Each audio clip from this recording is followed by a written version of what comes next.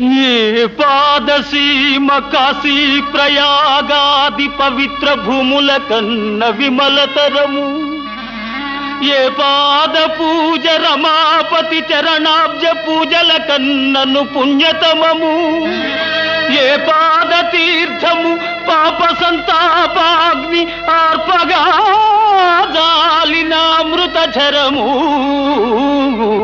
ఏ పాద స్మరణ నాగేంద్ర శయను ధ్యానము కన్నను మహానందకరము.